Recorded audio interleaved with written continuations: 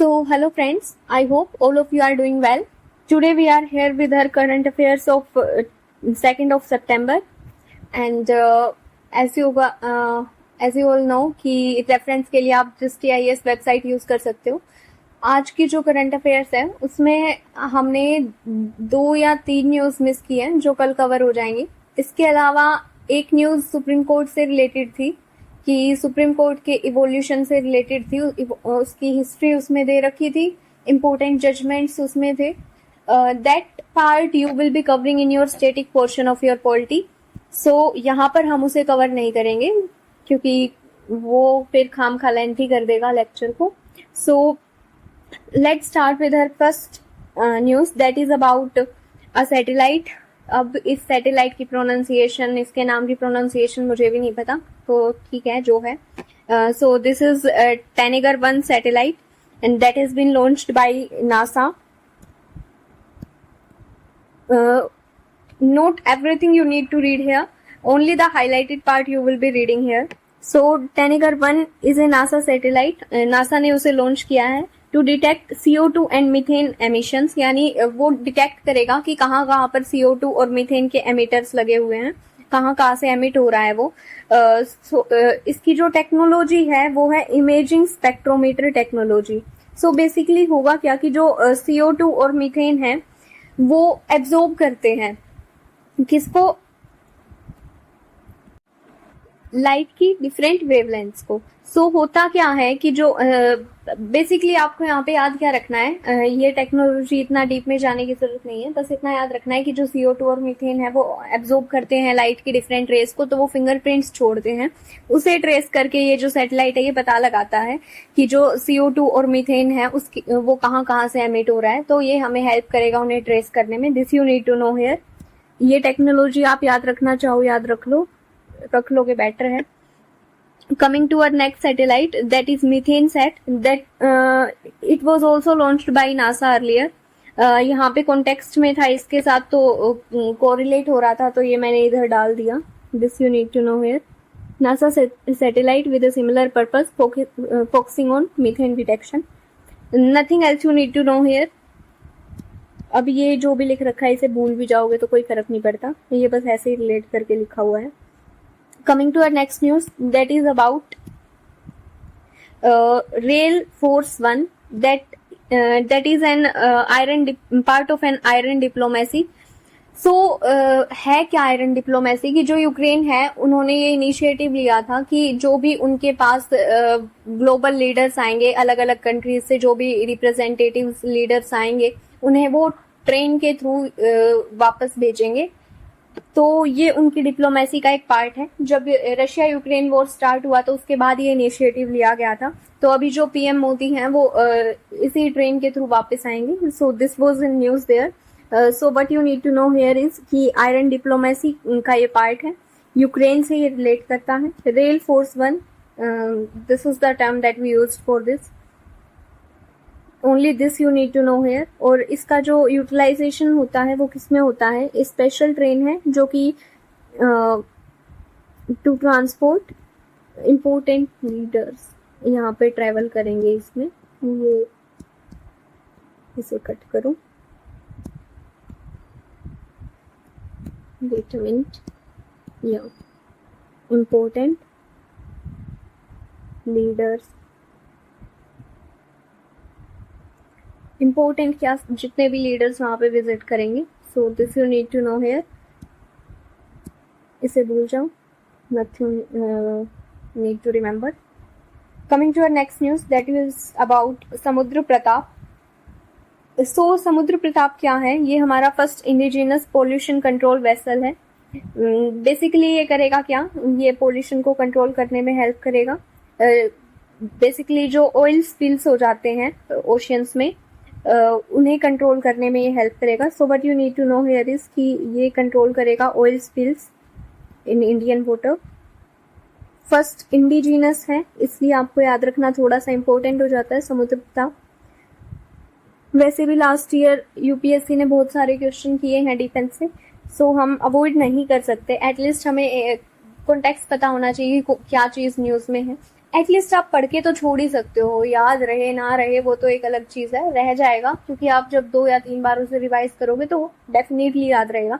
That's why we are focusing on reading less number of things and remembering more and recalling more.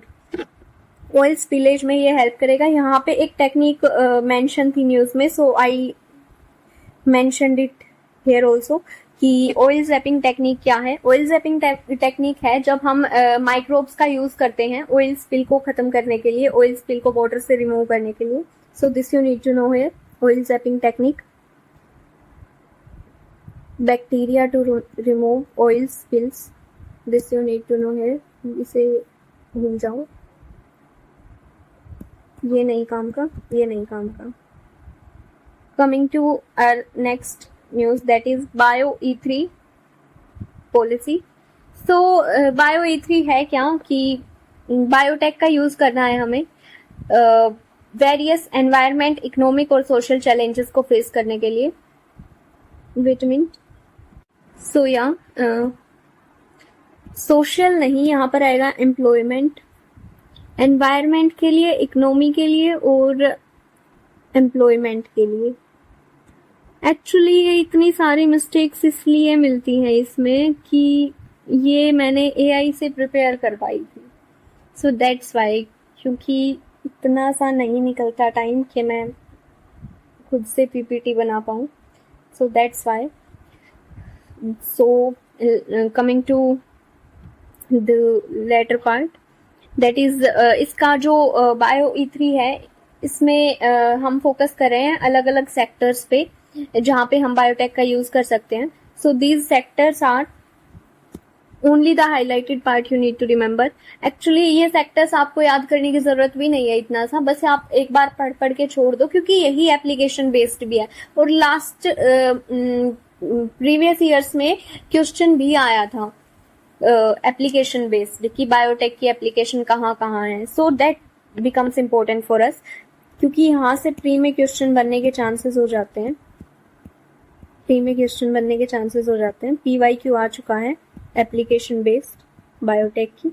So but you need to remember here कि इसका हम use करेंगे chemicals में, polymers में, enzymes में. Biochemical prepare करने के लिए, पॉलीमर्स और एंजाइम प्रिपेयर करने के लिए. इसके अलावा हम इसका यूज करेंगे प्रोटीन्स और स्मार्ट प्रोटीन्स और फूड, फंक्शनल फूड बनाने में. इसके अलावा हम क्या यूज कर सकते हैं इसका, climate resilient agriculture. For example हम सस्टेनेबल प्रैक्टिसेस बायोटेक की हेल्प से डेवलप कर सकते हैं, जिससे फर्टिलाइजर वगैरह की रिक्वायरमेंट, फॉर एग्जांपल कि किसी भी क्रॉप को फर्टिलाइजर की रिक्वायरमेंट पड़ रही है, तो हम उसमें कुछ ऐसा मॉडिफिकेशन करें कि उसे फर्टिलाइजर की जो नीड है वो कम हो जाए. This you need to know here. इसके अलावा हम कार्बन कैप्चर में भी इसका यूज कर सकते हैं. इसके अलावा one more thing you need to know here, that is कि मरीन में और स्पेस रिसर्च में, let me mention here for you, marine and space research. इसके अलावा वन मोर थिंग कि प्रिसीजन मेडिसिन, यानी हेल्थ केयर सेक्टर में, वहां पर भी हम बायोटेक का यूज कर सकते हैं. So this you need to know here, nothing else you need to know here. Do only the highlighted part. Coming to our next news, this is also related to biotech only. Actually ये mention कर रखा था, so basically ये static का part आप बोल सकते हो इसे. I don't think कि यहाँ से क्वेश्चन बनने के चांसेस है, बट स्टिल यहाँ पे प्री में बन सकते हैं question. So just go through this once.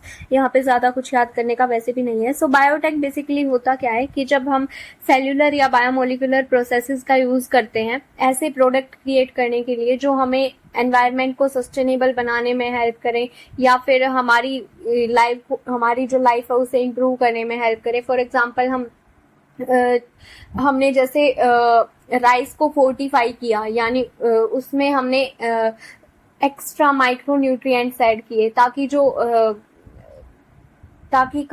Carbs के साथ साथ बच्चों को जो भी उन्हें खा रहा है लोगों को माइक्रो न्यूट्रिएंट भी मिल सके, क्योंकि माइक्रो न्यूट्रिएंट ऐसी चीज है जो हम इतना फोकस नहीं करते खाना खाते वक्त कि हाँ उस जो खाना हम खा रहे हैं उसमें वो न्यूट्रिएंट्स प्रेजेंट है क्या नहीं, क्योंकि वो बहुत माइनर रिक्वायरमेंट होती है हमारी बॉडी को, माइनर अमाउंट में वो रिक्वायर्ड होते हैं, इसलिए वो इग्नोर हो जाते हैं। तो this you need to know here कि using cellular and biomolecular processes to create product that improve our life. इसके अलावा अब हमें क्या जानना है कि यहाँ पे बहुत सारे टाइप दे रखे हैं बायोटेक के और उसका किससे रिलेशन है, this you need to know here. For example grey and white biotech relate करता है हमारा किससे, इंडस्ट्रियल एप्लीकेशन से। फॉर एग्जाम्पल हम बायोडिग्रेडेबल चीजें अगर बनाते हैं बायोटेक की हेल्प से तो वहाँ इसका एप्लीकेशन होगा। ये फिर से अगेन एप्लीकेशन बेस भी जा रहा है। So this is how you need to relate things. Red biotech की अगर हम बात करें तो ये फार्मास्यूटिकल इंडस्ट्री से रिलेटेड होगा। ग्रीन बायोटेक एज हमें ग्रीन नाम से ही पता लग रहा है एग्रीकल्चर से रिलेटेड होगा कुछ ना कुछ। डार्क बायोटेक की अगर हम बात करें तो जैसे नाम से पता लग रहा है कि डार्क है तो कुछ ना कुछ डार्क मिलेगा, तो वॉरफेयर से रिलेटेड होगा। फॉर एग्जाम्पल कि हमने कोई भी एक ऐसा बायोटेक की हेल्प से कुछ ऐसा एक वायरस या ऐसी कोई चीज बनाई जिससे पूरा एक एपिडेमिक आ गया, तो वैसे इसका हम, या फिर पेंडेमिक आ गया तो वैसे हम इसका यूज कर सकते हैं।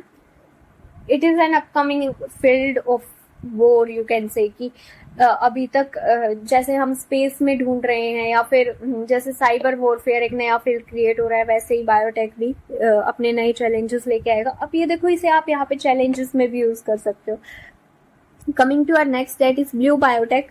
Blue biotech is basically about, जैसे नाम से पता लग रहा है, मरीन एरिया में इसके क्या एप्लीकेशंस होंगे।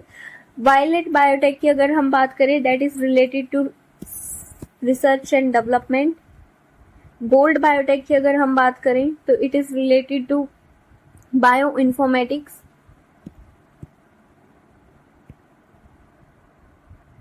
Coming to yellow biotech, that is related to food production and processing. So this you need to know here. Also one more thing I missed, let me mention it for you there.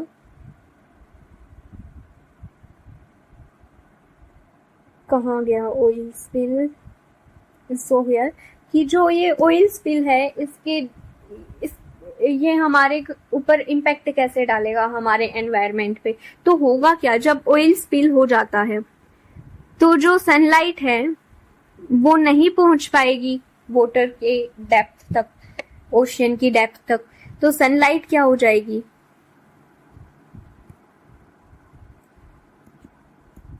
Restrict हो जाएगी, जिसके कारण क्या होगा, जो phytoplanktons होते हैं उन्हें सनलाइट नहीं मिल रही तो वो फोटोसिंथेसिस नहीं कर पाएंगे। फोटोसिंथेसिस नहीं करेंगे तो क्या होगा, O2 कम हो जाएगा, जिसके कारण क्या होगा, जो मरीन एनिमल्स है या फिर जो भी है एक्वेटिक लाइफ है, जो एनिमल्स हैं वो क्या होंगे, वो उनकी डेथ होने लग जाएगी। So this you need to know here कि इसका डिसएडवांटेज हमें क्या होगा। Coming to our next news, that is Advika. So this is nothing but a drought tolerant chickpea. That is जो हमने बनाया है जेनेटिकली इंजीनियर्ड करके, जेनेटिक इंजीनियरिंग से। दैट इज जो हम जेनेटिकली मॉडिफाइड ऑर्गेनिज्म क्रिएट करते हैं। बेसिकली जेनेटिकली मॉडिफाइड ऑर्गेनिज्म होते क्या है ये भी समझ ही लो अगर किसी को नहीं पता तो, कि जब हम किसी भी कोई भी, अगर मान लिया हमारे पास प्लांट है, अगर हमें उसमें कुछ डिफरेंट ट्रेट चाहिए या फिर हमें कोई ट्रेट उसमें नहीं चाहिए तो हम क्या करेंगे, वो जीन जो उस ट्रेट के लिए रिस्पॉन्सिबल है उस जीन को या तो हम वहां से हटा देंगे या तो हम उसे, उसका जो फंक्शनिंग है कैसे भी करके उसे रोक देंगे। मतलब उस अगर जीन को हम एडिट कर रहे हैं तो वो क्या हो जाएगा, जेनेटिकली मॉडिफाइड ऑर्गेनिज्म हो जाएगा। हम एक्चुअली बाहर से भी कोई नया जीन ऐड कर सकते हैं, that will be also included in this. So what you need to know here is Advika is a drought tolerant chickpea. This you need to know here. Genetically engineer है ये, this you need to know here. Nothing else you need to know here. भूल जाओ इसे जो भी लिखा है। Coming to our next news, that is about repairability index. So basically repairability index से related ये news था कि हम उसे लेकर आने वाले हैं. इसमें है क्या एक्चुअली कि जो भी हमारे इलेक्ट्रॉनिक वेस्ट होते हैं, मतलब जैसे अगर मान लिया हमारा फोन खराब हो गया या फिर हमारे किसी और इलेक्ट्रिकल अप्लायंस में कोई प्रॉब्लम आ रही है, तो हम उस अप्लायंस को खुद से ठीक कर पाए, उसके लिए जो कि उसको ठीक करने में हमारी क्या कुछ पोजीशन है, उससे रिलेटेड डाटा कलेक्ट करके जो इंडेक्स प्रिपेयर किया जाएगा, दैट इज रिपेयरेबिलिटी इंडेक्स. अब यहाँ पे हमारे लिए इम्पोर्टेंट जो हो जाता है वो है राइट टू रिपेयर. इसके बारे में आपको ज्यादा जानने की जरूरत नहीं है, बस यू नीड टू नो, क्योंकि अभी तो आया भी नहीं है, तो this you need to know. इसके अलावा आपको क्या समझना है कि जो राइट टू रिपेयर है,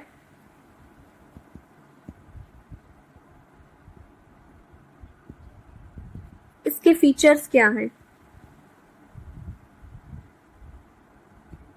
सो these are the features.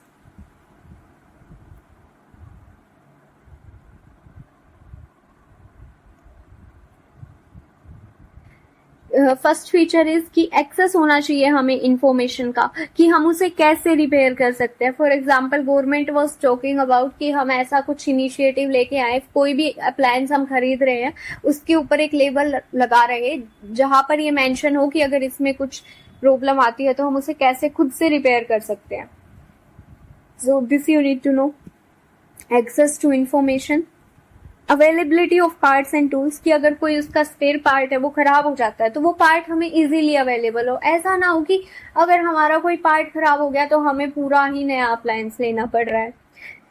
Legal unlocking, कि जो भी हमारा उससे रिलेटेड अगर कोई सॉफ्टवेयर है, अगर हमें कोई सॉफ्टवेयर डाउनलोड करना पड़ रहा है तो वो इंस्टॉल हो जाए इजीली, वो इंस्टॉल हो पाए. क्योंकि बहुत बार ऐसा होता है कि हम जो कंपनीज हैं वो क्या करती हैं कि उससे रिलेटेड अगर कोई सॉफ्टवेयर है तो हम उसे इंस्टॉल नहीं कर सकते, तो वहां पर लीगल अनलॉकिंग की जरूरत है. इसके अलावा रिपेयर फ्रेंडली डिजाइन, की ऐसा डिजाइन बनाए इलेक्ट्रिकल अप्लायंसेस का जिन्हें रिपेयर करना आसान रहे. तो आसान रहेगा तो क्या होगा कि हम खुद से रिपेयर कर सकते हैं. So this you need to know कि ये 4 इसके फीचर्स हैं. Nothing else you need to know here. Right to repair यही है कि हमें राइट मिले कि कोई भी अगर इलेक्ट्रिकल अप्लायंस खराब हो जाता है तो हम उसे रिपेयर करा सके. This is about right to repair. Advocates for consumers right to repair their electronic devices. This you need to know here. Help कैसे करेगा ये हमें, कि अगर मान लिया हमने अपने जो अप्लायंसेस हैं वो खराब होने के बाद नए नए खरीदने बंद कर दिए तो क्या होगा, ई वेस्ट का रिडक्शन हो जाएगा.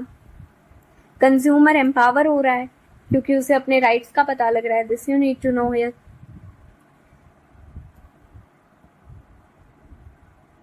मत पढ़ो इसे.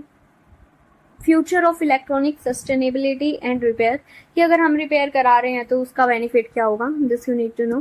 कि एनवायरनमेंट पे इम्पैक्ट जो है नेगेटिव इम्पैक्ट वो कम हो जाएगा. इकोनॉमिक को बेनिफिट कैसे करेगा, कि वही है हम उसे रीयूज कर रहे हैं तो वो हमें बेनिफिट कर रहा है कहीं ना कहीं. इसके अलावा अगर वहां पर हमारे लिए नई जॉब अपॉर्चुनिटीज भी क्रिएट हो सकती है. इसके अलावा कंज्यूमर को चॉइस मिलेगा कि जरूरी नहीं है कि उसे नया अप्लायंस ही लेना पड़ेगा, वो अपने आप से उसे रिपेयर कर सकता है. This you need to know here. So we are done with this. Nothing else you need to know here. इसके अलावा एक न्यूज था लिथियम माइनिंग को लेकर. तो उसमें क्या था कि आपको ये पता होना चाहिए कि लिथियम अगर हम माइन कर रहे हैं तो उसके डिसएडवांटेजेस क्या क्या होंगे, जो कि आप इजीली समझ सकते हो. कि जहां पे भी माइन किया जा रहा है, फॉर एग्जांपल रायसी करके कोई जगह थी शायद जम्मू कश्मीर में, अगर वहां पर लिथियम माइन किया जाता है तो उसके साइड इफेक्ट्स क्या क्या हो सकते हैं. कि एक तो एनवायरनमेंट डिग्रेड होगा, दूसरा जो हिमालयन इकोसिस्टम है वो वही कि वो डिस्टर्ब हो रहा है, दूसरा क्या होगा कि जो वहां के आसपास की वाइल्ड लाइफ है उसके लिए प्रॉब्लम क्रिएट हो सकती है. इसके अलावा फूड सिक्योरिटी से रिलेटेड इश्यूज हो सकते हैं, क्योंकि लैंड है जो उसके ऊपर भी इम्पैक्ट आएगा, उसकी सोइल के ऊपर इम्पैक्ट आएगा. क्योंकि वहां से अगर हम लिथियम निकाल रहे हैं तो ऐसा तो है नहीं कि अकेला लिथियम ही निकल कर आएगा, कुछ ना कुछ साथ में भी तो निकलेगा ना, तो वो एक प्रॉब्लम क्रिएट करेगा. इसके अलावा लोगों को हेल्थ रिलेटेड इश्यूज हो सकते हैं. So this you all need to know here, जैसा कि आपको पता भी है. One more thing you need to know here, क्योंकि जो अभी लिथियम माइनिंग को लेकर न्यूज थी वो एटाकामा डेजर्ट को लेकर थी। सो एटाकामा डेजर्ट की हम लोकेशन एक बार देख लेंगे। Let me go to the maps. या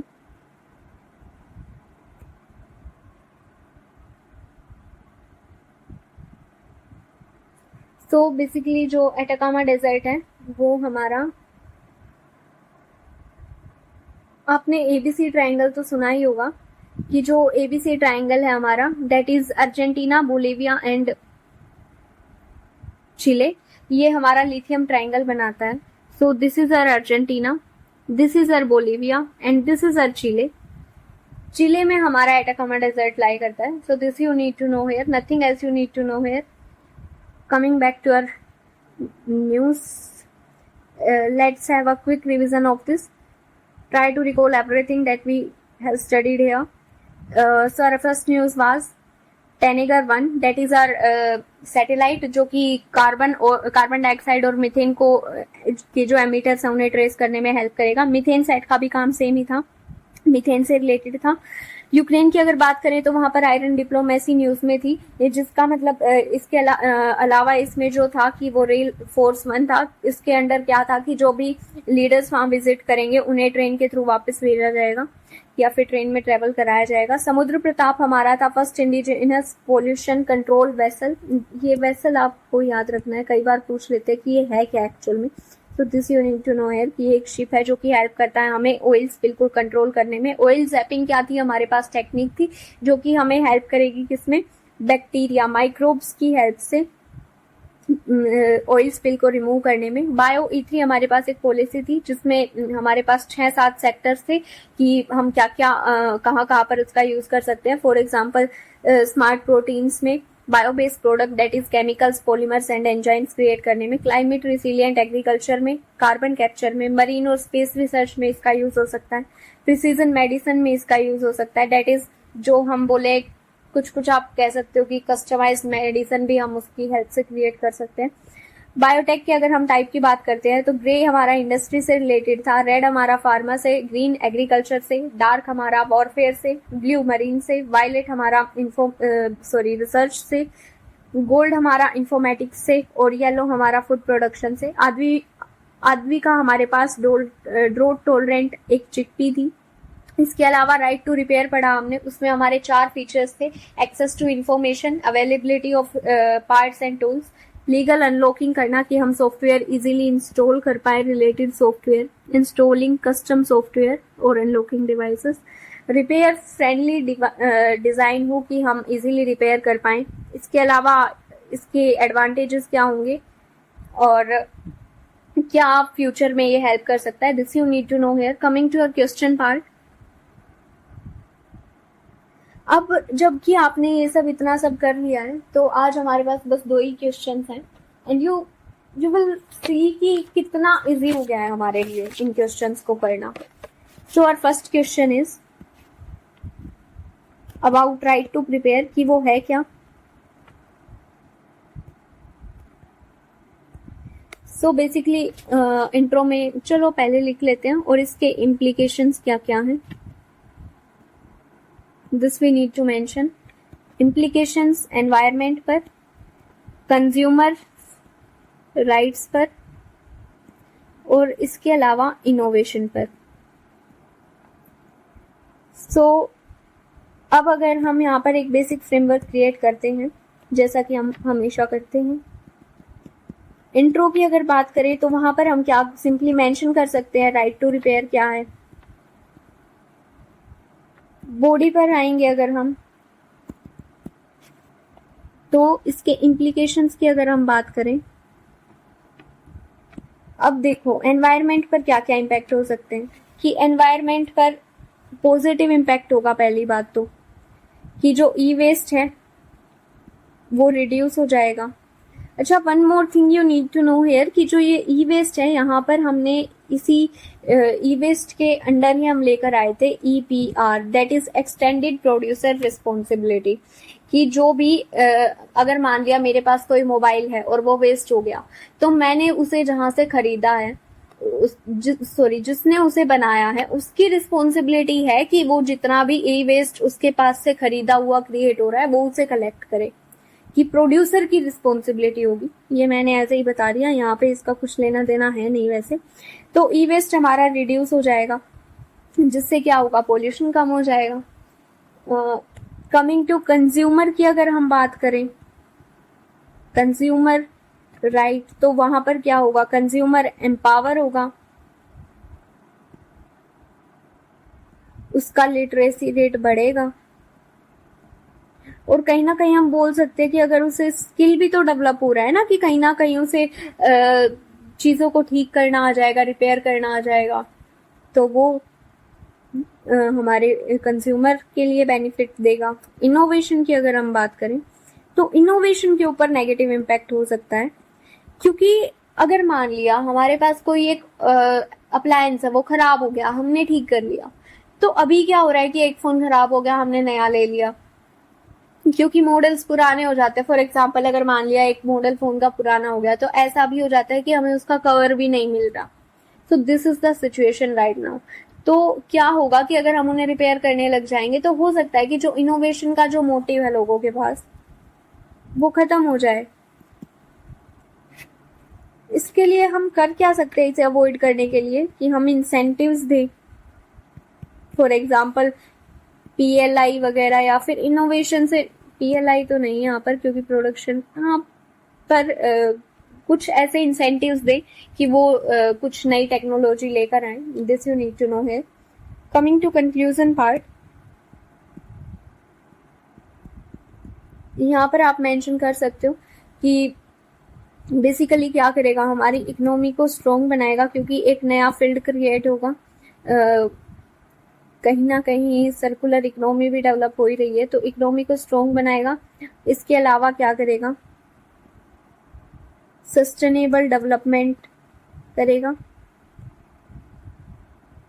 और लास्ट में आप वही मेंशन कर सकते हो कि विकसित भारत क्रिएट करने की तरफ एक स्टेप।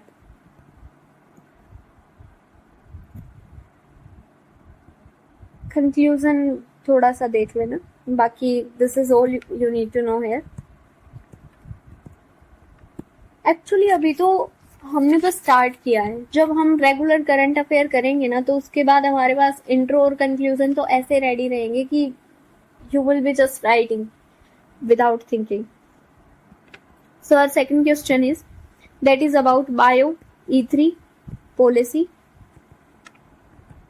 कि ये है क्या, इसकी alignment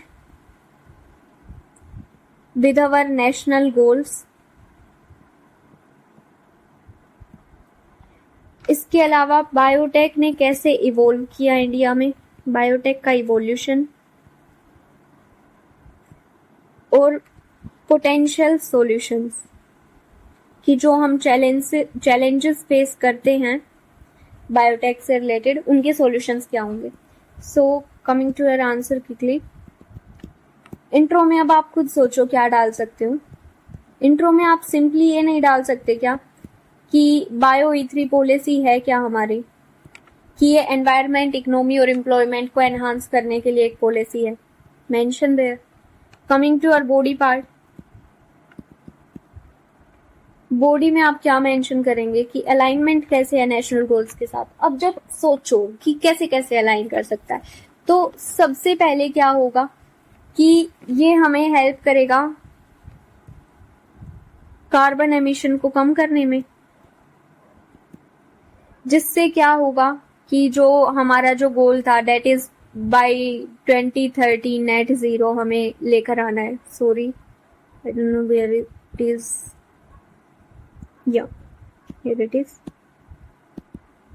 what's wrong with this, wait a minute. So yeah carbon emission कम करने के लिए, that is net zero by 2030 achieve करने के लिए। इसके अलावा हम क्या मेंशन कर सकते हैं कि इकोनॉमी पे इम्पैक्ट डालेगा, तो हमें हेल्प करेगा विकसित भारत क्रिएट करने में, क्योंकि जो हम सस्टेनेबल डेवलपमेंट कर रहे हैं, इसके अलावा इकोनॉमी हमारी ग्रो कर रही है, तो बाई 2047 विकसित भारत क्रिएट करने में हेल्प करेगा। इसके अलावा जो है ये अलाइन करता है हमारे लाइफ इनिशिएटिव के साथ, that is lifestyle for environment. Basically ये एक इनिशिएटिव था जहाँ पे ये था कि हम ऐसी प्रैक्टिसेस करें जो हमारे लाइफस्टाइल में ऐसी प्रैक्टिसेस इन्वॉल्व करें जो हमारे एनवायरनमेंट के लिए बेनिफिशियल हो। इससे रिलेटेड शायद एक ऐप भी है मेरी लाइफ करके, you can search that on Google Play Store, you will find it there. इसके अलावा हमें किस में हेल्प करेगा, सर्कुलर इकोनॉमी क्रिएट करने में ये हेल्प करेगा। So this you need to mention here, nothing else you need to mention here. अब हमें क्या बताना है कि बायोटेक का इवोल्यूशन। अब बायोटेक का इवोल्यूशन तो और कुछ नहीं है, हम यहाँ पर यही मेंशन कर सकते हैं कि कहाँ कहाँ पे हम वर्क कर रहे हैं। फॉर एग्जांपल एग्रीकल्चर सेक्टर में हम वर्क कर रहे हैं। यहाँ पर आप एग्जांपल दे सकते हो गोल्डन राइस का, जिसमें क्या है विटामिन ए भी होता है, फोर्टिफाइड राइस है ये हमारा। इसके अलावा अब ये एग्जांपल्स ऐसा नहीं है कि मैंने याद किए हुए हैं, ये बस साथ साथ जैसे जैसे हम आगे आगे और पढ़ते जा रहे हैं तो वो चीज़ें याद होती जा रही हैं। फॉर एग्जांपल अगर आज हम ये डिस्कस कर रहे हैं, कल को अगर कोई और क्वेश्चन आता है आप उसे वहाँ पे भी यूज़ कर सकते हो। This is all you need to do here कि एक बार याद किया उसे मल्टीपल प्लेसेस पे आप कैसे डाल सकते हो। This is the art. कि अब एनवायरनमेंट पे हम बात कर सकते हैं कि पोल्यूटेंट्स को रिड्यूस करने में, पोल्यूशन कम करने में ये हमारी हेल्प कर सकता है। जीन थेरेपी या प्रिसीजन मेडिसिन या फिर हमने टेली मेडिसिन जो क्रिएट किया है वो वहाँ पर बायोटेक हेल्प कर सकता है। इसके अलावा इंडस्ट्रीज में हेल्प कर सकता है, that is what we call white या ग्रे बायोटेक, कि हम बायोडिग्रेडेबल सब्सटेंसेस या फिर जो भी है प्लास्टिक्स के मटेरियल्स बनाए, बायोडिग्रेडेबल बनाए materials. Coming to the solutions. अब सॉल्यूशंस कब निकलेंगे, जब हमें चैलेंजेस बताओगे। अब यहाँ पे इसने चैलेंजेस नहीं पूछे तो आप सीधा सॉल्यूशन भी बता सकते हो, पर चैलेंजेस देख लो एक बार, आसान रहेगा फिर सॉल्यूशन तक जाना। कि हमारा पहला तो R&D में हमेशा फंड कम होता है, ये आप कहीं पे भी मेंशन कर सकते हो साइंस से रिलेटेड जहाँ पे चैलेंजेस हैं कि रिसर्च और डेवलपमेंट में फंड कम है हमारा। इसके अलावा बायोटेक के इथिक्स कि वो मतलब अगर हम उसका मिसयूज नहीं कर रहे, फॉर एग्जांपल अगर हमने कोई वारफेयर के लिए हम उसका यूज नहीं कर रहे तो वहां पर उसके इथिक्स से रिलेटेड क्वेश्चन आता है। इसके अलावा मोनोपोली से रिलेटेड क्वेश्चन आ सकता है। मोनोपोली से रिलेटेड क्वेश्चन कैसे आता है कि बायोटेक जो है, अगर मान लिया हमने कोई एक जेनेटिकली मॉडिफाइड ऐसा सीड तैयार किया है कि वो सीड एक ही कंपनी बना रही है और वो एक्चुअल में यील्ड भी अच्छी दे रहा है, उसको पेस्ट भी नहीं लग रहे, उसको हर्बिसाइड की जरूरत नहीं है, तो ये अगर सारी क्वालिटीज उसमें है तो क्या होगा, उस कंपनी की मोनोपोली क्रिएट हो जाएगी क्योंकि बस एक ही कंपनी के पास मिल रहा है, रेट बूस्ट कर जाएंगे, चीजें महंगी हो जाएंगी, इकोनॉमी पे इम्पैक्ट आएगा। इसके अलावा इंटेलेक्चुअल प्रॉपर्टी राइट से रिलेटेड क्वेश्चन उठ सकता है, तो वहां पर क्या करने की जरूरत है, रूल्स को स्ट्रिक्ट करने की जरूरत है हमें। इसके अलावा रेगुलेशन से रिलेटेड वही है कि अगर मान लिया किसी ने कोई बना लिया जेनेटिकली मॉडिफाइड कोई भी प्लांट या कुछ भी, तो फिर अब उसे रेगुलेट कैसे करें, तो उसके वहां पर प्रॉब्लम है। सो अब अगर हमारे पास चैलेंजेस हैं तो सॉल्यूशन क्या होंगे कि R&D का फंड बढ़ाओ। मोरल कॉन्सेप्ट से रिलेटेड है तो हमें कोशिश करनी चाहिए कि हम उसका मिसयूज ना करें। इसके अलावा बेटर रेगुलेशन की जरूरत है ताकि मोनोपोली क्रिएट ना हो। IPR के लिए बेटर रूल्स की, बेटर पॉलिसी की जरूरत है ताकि पेटेंट किया जा सके, ताकि बाद में उसे कोई ऐसे ही एरा वेरा आके क्लेम ना करे। कंक्लूजन की अगर हम बात करें तो हम क्या बोल सकते हैं कि जरूरत है रेगुलेशन की, रेगुलेशन नीडेड, बट हार्नेस करने की जरूरत है क्योंकि इसमें स्कोप ऑफ बायोटेक, क्योंकि बायोटेक में ह्यूज स्कोप है। बाय फोस्टरिंग, अब क्योंकि हमारे पास फंड कम है तो हम क्या कर सकते हैं, public private partnership so this you need to do. Conclusion में क्या करना है आपको कि जो भी वे फॉरवर्ड एक तरीके से कि एक्चुअल में अब क्या जरूरत है हमें करने की, this you need to put in that conclusive remark, nothing else you need to do here. So आज का खत्म होता है हमारा, nothing else we need to know here.